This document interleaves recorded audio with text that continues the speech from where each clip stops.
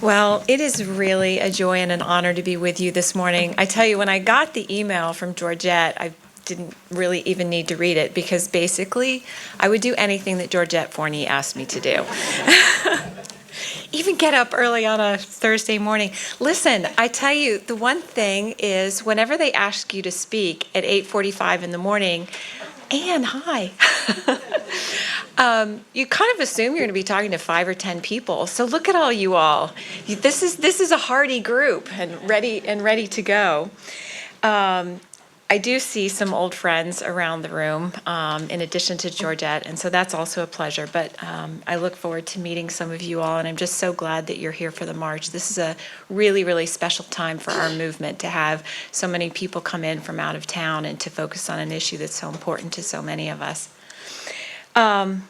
One of the things that I really appreciated listening to Georgette set everything up for us today is that even without she and I completely coordinating, we're thinking about the same things. We have the same things on our heart this morning, which is to think about how the church engages with this issue. And I'm hoping that some of my remarks today will challenge you to think about this issue just a little bit differently than we sometimes do.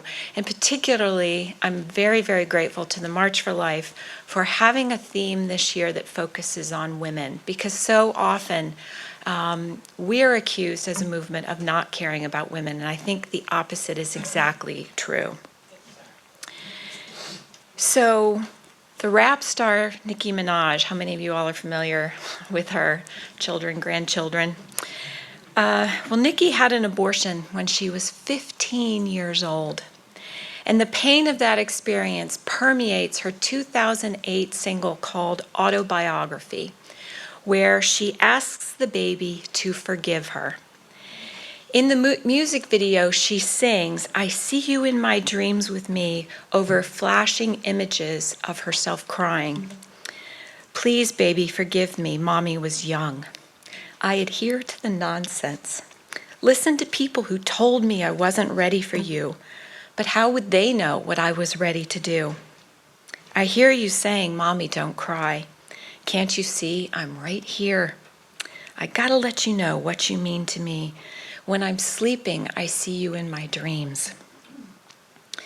So then in 2015, many years later, in a Rolling Stone profile after she'd become internationally famous, Nicki told a reporter, "It was the hardest thing I have ever gone through. It has haunted me all my life." In a single called All Things Go on a later album, she returned again to the abortion, saying, "My child with Aaron would have been 16 any minute." So almost 2 decades later, the grief was still so real to her that she was still incorporating it into her work. So despite now over 40 years of cultural conflict and conversation, we're still dramatically divided over abortion. It's such a strange debate that we can't even say the name. We can't even talk about what abortion is. In fact, perhaps at no other time since Roe v. Wade has the debate over the procedure itself been so focused on its nature and its definition. What is abortion? Throughout the 80s and 90s, it was all about privacy and choice.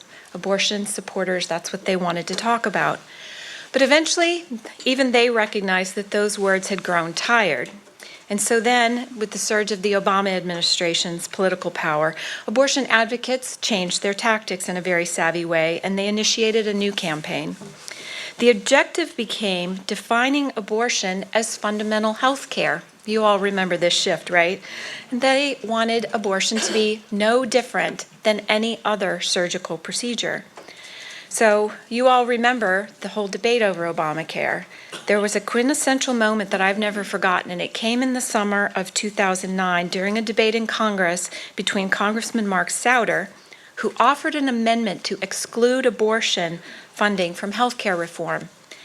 Congressman Lynn Woolsey, who's from California, was very, very clearly miffed, and she responded, "Abortion is a legal medical practice, and by even having to talk about it, we're not talking about having your tonsils out and whether you can or can't.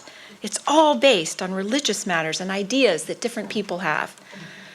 Well, clearly, her language kind of zigged and zagged there a little bit, but clearly what she meant that we're not debating about whether or not we include a tonsillectomy in your health care coverage, so why should we even be debating whether abortion is included? So buttressing this political strategy was a deliberate cultural shift. So they were moving on two tracks within the ranks of abortion advocacy. The leadership of the abortion movement started emphasizing owning your abortion experience. For example, there's an abortion activist named Jennifer Baumgardner, and she was the co-author of a book called Abortion and Life, and she spearheaded a campaign that had a t-shirt that said, "I had an abortion." Do you guys remember those t-shirts? Some people do, but honestly, a lot of people, when I bring this up, don't, because it was a fairly short-lived campaign. There truthfully weren't a lot of people who wanted to wear the t-shirts. So it was intended, she said, specifically to combat abortion stigma and to tell women, you don't have to be sorry. Then this led to, in the fall of 2014, then President of Planned Parenthood, Cecile Richards, published an article entitled "Ending the Silence That Fuels Abortion Stigma" in Elle magazine, and she talked about her own abortion for the first time. She wrote, "I had an abortion. It was the right decision for me and my husband, and it wasn't a difficult decision." So you see kind of the shift that they're trying to. They want to get away from it being something weighty. It's just a healthcare procedure. So they wanted it to be common and routine. We aren't debating tonsillectomies, nor should we abortion. Women don't hide appendectomies, and nor should they abortions. The challenge, of course, is enduring grief. It's Nicki Minaj, 20 years later, writing songs about that experience. Women don't commit suicide generally after tonsillectomies, but they do after abortion. In fact, abortion dramatically increases a woman's suicide risk. In fact, 27% of women who aborted reported experiencing suicidal thoughts. And here's a statistic that I think is even more sobering. Among teenage girls, that rate rises to 50%. 50%. So this brings us back to real women and the real abortion experience that they don't want to talk about. Abortion is not a tonsillectomy. It's not an appendectomy. And this is what's important for the church to grapple with, because I think sometimes even within our own ranks we don't think about it this way. Abortion is a real death.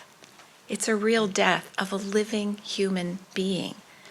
And the woman has experienced this. She's experienced it as part of her life.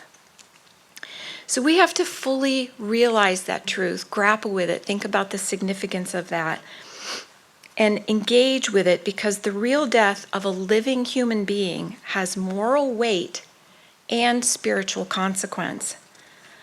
The woman herself doesn't choose the consequence. It simply exists. It's an increased suicide risk, depression, anxiety. Something real and significant happens inside an abortion clinic, and the consequences cannot be chosen or willed away. I don't know about you, but I'm so struck by how many times I've heard stories women tell about their abortion where they're completely focused on getting to the abortion clinic, to jumping over every hurdle, every challenge, getting to the abortion clinic, having the abortion, and then they're waking up on the table afterwards and saying, "What have I done?" How many times have you heard that story? And you have to wonder, what happened there? And what happened there was the death of a living human being, and she had not grappled with that ahead of time. So at the heart of the abortion advocate's argument for choice is this fallacy that the life of the baby is a dependent variable, dependent on the woman's choice. So according to their narrative, if the mother chooses life, the baby comes into its own moral standing and significance at some ill-defined moment in time. Not sure. It's very hard to pin them down on when exactly they think the baby has moral significance. So following on this ill logic, if you will, if she chooses otherwise and chooses the baby's destruction, then it falls into this gray zone of cosmic irrelevancy.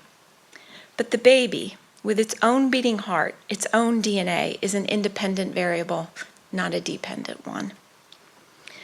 So a really unexpected source highlighted the significance of this reality several, and actually quite a few years ago now, causing a furor among her feminist friends. The very renowned feminist author Naomi Wolf, back in 1995, wrote an essay in the New Republic. Do any of you all remember this furor when she wrote this essay?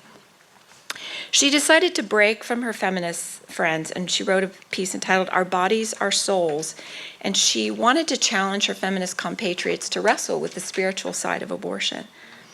And so she argued that we needed to have a renewed sense of the moral gravity of abortion, and here's what she wrote.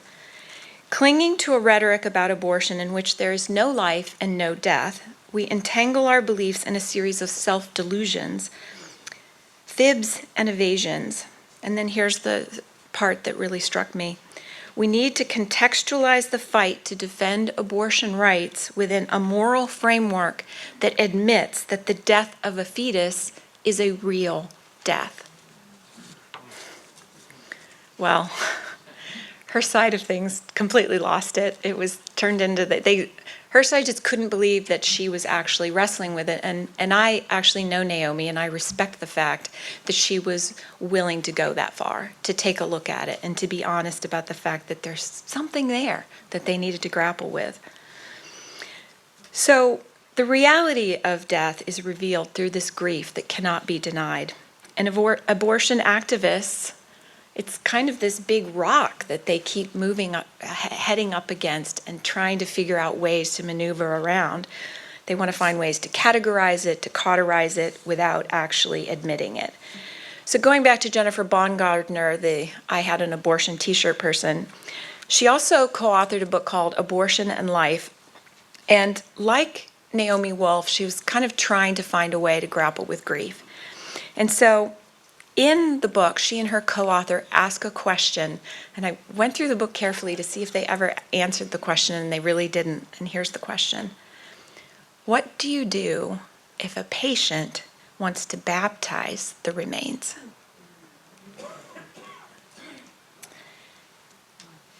In terms of as far as they ever get to really grappling with that question, they later to go on and suggest that the movement shift from their symbolism of using coat hangers to angels' wings. And the angels' wings are meant to indicate the thousands of women who have abortions and yet believe that a fetus has a soul and is watching over them. So you see where I'm going with this in talking to a group like Anglicans for Life. There's so many issues here that they're confronted with, and they've abandoned the skills that they need to actually address them and to actually help real women who are trying to figure out what has happened to them. But of course, let's kind of look at this, come at this from a different direction and address critics of mine who might at this point be pushing back. Not every woman necessarily feels grief after her abortion. I saw on Twitter just this week somebody typing back and saying, I didn't feel guilty. I don't have any grief. This was the best. Haven't you heard this and seen this? This was the best thing that ever happened to me. It was the best choice I ever made. And they're resolute about that. What I would say to you is that grief's alter ego is defiance. And the heart's cry of a defiant soul is power. So here is the central premise of today's feminism, that abortion, in its guise as reproductive freedom, is the irreducible minimum of feminine empowerment. What do I mean by that? Well, I had an experience really actually going all the way back to the beginning of my career, I was pregnant with my first baby and was invited to a debate actually with Gloria Steinem and a whole panel about the future of feminism. And I met this young woman there named Rebecca Walker. And she's the daughter of Alice Walker, the author of The Color Purple. And Rebecca was coming along behind her mother and is now celebrated as a leader of third wave feminism. But it struck me after I had it's a whole longer story I won't go into now, but of talking with Rebecca about abortion and in that green room ahead of time. I went back and I read some of her speeches and things, and here's one of her speeches that I came across. She outlined the feminist conception of reproductive rights as power, and she said, "I hope that the speech I'm going to give you will encourage you to see that your abortion can be a rebellious and empowering act. It is an act through which you can assert yourself, one which can enable you to feel more connected to women around the world. It is a surgical operation with a mission." Tie that back in your mind to the move to make sure that abortion is just health care. My hope is that after your abortion, you will commit some part of your life to making sure that others are able to claim their own rights. By doing this, you will use your abortion to connect with women everywhere. You will connect your very special person with the very important political, and you will begin to know your own power. So this brings us to the current evolution of how we talk about abortion and its power. It's completely centered on women's power. For decades, postmodern feminist movement has pursued very disciplined messaging. They've clothed their agenda by being about equal rights for women, and they've consistently framed the issue about the all-American rhetoric of choice and privacy. So to see the shift from that to power, let's hearken back to what President Obama was saying on the campaign trail, because he's trying to appeal to women, right? And here's what he said. "A woman's ability to decide how many children to have and when, without interference from the government, is one of the most fundamental rights we possess." And don't miss this, it is not just an issue of choice, but equality and opportunity for all women. But let's not mistake this for just mere marketing, just language that they're pursuing. In fact, and this is why, Georgette, I so appreciate you having a moment here to talk about the politics and the political, not in the sense of, tomorrow we're going to march, and that's important, but also there's political strategy going on here. And so what happened is, at the same time that they were doing this language shift, they also had a legal strategy going. And their legal rationale for reproductive freedom also evolved at the same time. So in 1992, some of you may remember, we had great hopes that we were going to overturn Roe v. Wade and Casey v. Planned Parenthood, and that was a huge disappointment when we did not. Why did we not? Why did we not? It was because the court defined something called the reliance interest, and they said that women have come to rely on abortion to maintain their position and advancement in society, and that was why we had to maintain Roe v. Wade. In fact, Justice Kennedy said this explicitly. For 2 decades of economic and social developments, people have organized intimate relationships and made choices that define their views of themselves and their places in society in reliance on the availability of abortion in the event that contraception should fail. The ability of women to participate equally in the economic and social life of the nation has been facilitated by their ability to control their reproductive lives. So this notion that women must have access to abortion for health, for well-being, for power, for self-actualization, for career advancement, all of these things has come to dominate feminist thought. In fact, they don't make any bones about it. The legal arm of the abortion rights movement, the Center for Reproductive Rights, states this explicitly on their website. Reproductive rights, the foundation for women's self-determination over their bodies and sexual lives, are critical to women's equality, and don't miss this, and to ensuring global progress toward just and democratic societies. Do you see the heights to which abortion is now ascending? So this connection between reproductive rights and democracy is a huge thing. And I want you to start watching for it, because once you've heard this, you start seeing it more frequently. In fact, for example, liberal icon, RBG, Justice Ruth Bader Ginsburg, she dissented from the Supreme Court's decision to uphold the ban on partial birth abortion. Imagine that. Imagine dissenting from upholding the ban on partial birth abortion in Gonzalez v. Carhart. And she wrote, keeping in mind, there was a whole movie just recently documentary celebrating her life as a liberal icon. She wrote that women cannot enjoy equal citizenship stature without abortion on demand. So ladies, this takes it way beyond just kind of your garden variety girl power into a whole next level. Without abortion as women, we're not just disempowered, we are second-class citizens. We have to, as a movement, fully understand and grapple with the fact that that's the way that they think about this issue if we're going to effectively engage with where our opponents on this issue are coming from.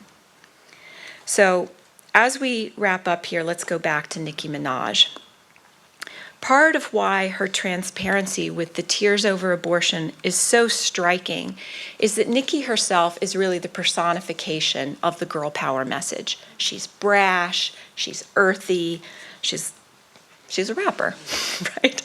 And she's a microcosm of all these issues. We see both the grief, but also at the same time the defiant rationalization of female empowerment. And she told Rolling Stone in that same interview, I stand for girls wanting to be sexy and dance, but also have a strong sense of themselves.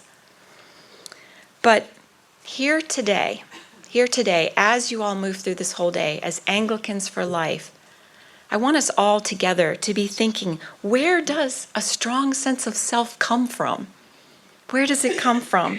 It's not just girl power. We're living in a culture today where all the markers of despair, all of them, loneliness, alienation, anxiety, they're all going up, particularly among teenage girls. Today, whether it's Nicki Minaj or Rebecca Walker or even Hillary Clinton, the message is a rootless, ephemeral, love yourself mantra that's all mixed up now with body positivity and some other girl power messages that ultimately, in my opinion, as a mother of several girls, ultimately devolves into the hypersexualization of all things feminine. The end result is a cold, brutal commodification of female sexuality, and that leads to abortion as an integral feature of a worldview based on the lone and lonely self. In her passionate and heartbreaking poem, I Think She Was a She, Layla Josephine, who's a Scottish performance artist, declared, I'm not ashamed. Let's go back to the ones who are telling us, I made the right decision. Layla Josephine believes she made the right decision, and she wrote this poem about it, describing why she had an abortion. She could have been born.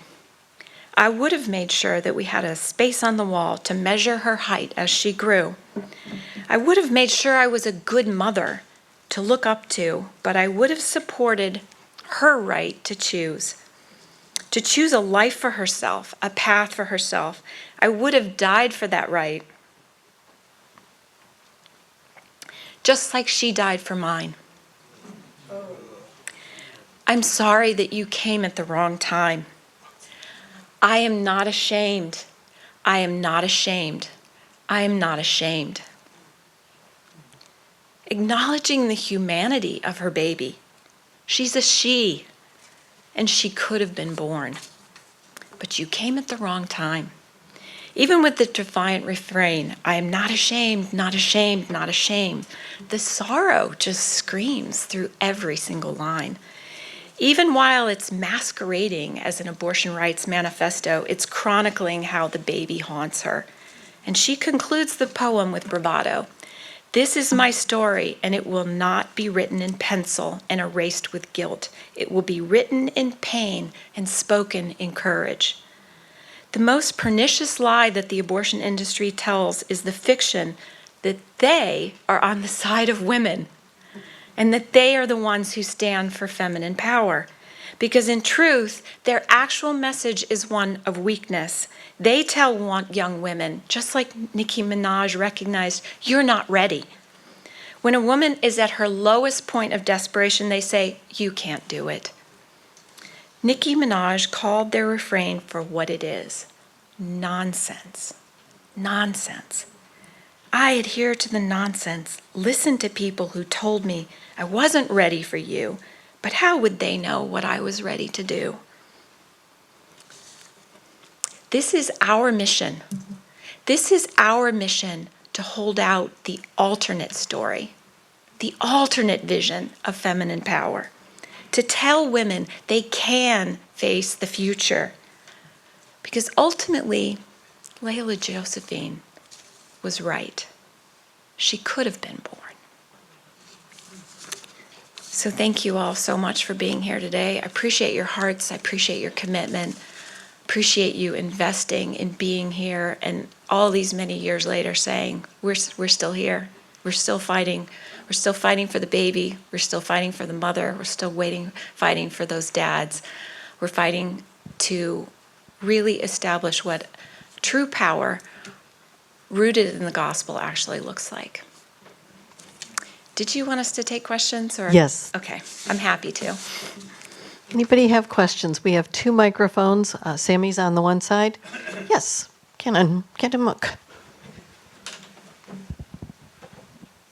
I wanted to hear more about those texts you quoted, the poem and so on.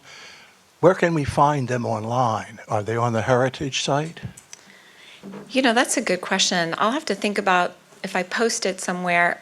In the meantime, how about if you can you connect us? Yeah, I'll make sure you get, okay. Anybody else have questions on this side, or Sammy? Oh.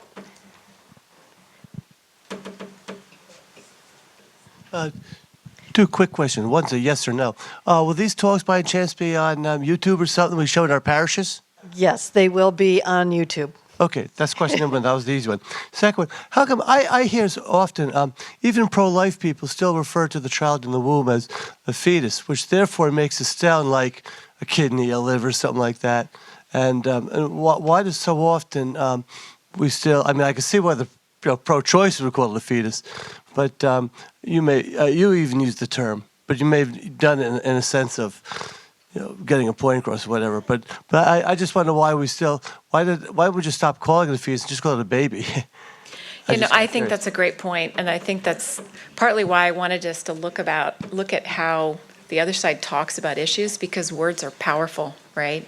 So I'll have to go back and look and see how I used it. Thank you for pointing that out to me. But I'm always fascinated by, the sonogram obviously has been the single most powerful thing in our movement, I think, and it's so fascinating to me. This is kind of a side habit I have of looking, is whenever people wave their sonogram around, it's like, look at my baby. The Doritos commercial. Yeah. The Super Bowl. Yeah. Reaching for the Exactly. It's always a baby. We have another question here. Sure. I would like to know what your assessment is of the balance of the Supreme Court now, and what the chances is of Roe v. Wade being overturned in the future.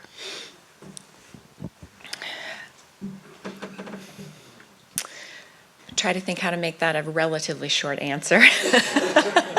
I have a lot of opinions about this. I can say that our next speaker is probably going to also be addressing that question. Tom is going to cover that. I will tell you that this is why I wanted to connect for you the marketing strategy with the political strategy and the legal strategy, because as a political scientist, I firmly believe that our courts are not representative, right? We have to hold on to that as an essential feature of our Constitution, that they're an adjudication body, not a representative body. Having said that, they also do reflect our culture. And so in terms of moving the culture, and moving our law, that has to move in tandem. And so that's why things like the march are so important. I think ultimately, I mean, this is why elections have consequences, and making sure that we have a significant margin on the court is super important. But I think that eventually and this kind of goes back to my background at AUL, Americans United for Life, where we worked on state-based legislation. You know, regardless of what happens with Roe v. Wade, eventually the fight ends up at the state level. That's why I kind of think strategically it's important to just kind of jump over Roe v. Wade and go and just be doing it now. There's nothing to stop us from advancing that agenda at the state level now. And then We have one more I'll question let Tom right talk here. about it, the rest of it. Oh. Go ahead. Yeah, I posted something on Facebook about the rally and all this kind of stuff coming up, and some guy made a comment, yeah, well, it's part of your body, it's not a human being. I said, oh, really? Well, how about the videos showing a baby sucking its thumb inside the womb? You're going to tell me that's part of her body and not a separate human being? That's just a ridiculous argument. And what you're right, they're using words, they're framing things in a way to make it more palatable and also to justify their own conscience. But we're the anti-science people. Yeah. Last question here. This isn't really a question, but I'm trying to get some advice, and I don't know where to go with it. I've been pro-life for probably 25, 30 years, and I'm just overwhelmed by the number of organizations that send me mail asking for money. It just seems like there's just too many organizations, and I applaud at what they're doing, but how do we support them? You know, I don't have enough money to support all of them, and I'm sure most people here don't. You know, that's a really good question, and I do get that question, or have in the past gotten that question a lot, particularly when I was in a leadership position in the pro-life movement per se. I will say that sometimes it's confusing to have so many different pro-life groups. The strength of that is that the pro-life movement is very close to the ground. You know, the other side has all this corporate sponsorship, and it rides up here, and frankly, despite the fact that they have so much strength from that in funding, it's really kind of amazing when you look at the disparity between the funding that they have and the funding that we have, and yet we're still here. We're still bringing the march to them. And they're the ones who feel like they're on the ropes. That's because we have the truth on our side. I would say, in terms of to be super practical about your own funding decisions, I would argue that the other good thing about the pro-life movement is that the different groups have different niches, and so I would really pray about it, and I would really seek out the group that is addressing the element of this issue that really speaks to you and that you feel called to participate in, because I think that's a plus side of there being a lot of different groups. Thank you all so much for having me. Thank you for engaging with me, and have a great weekend.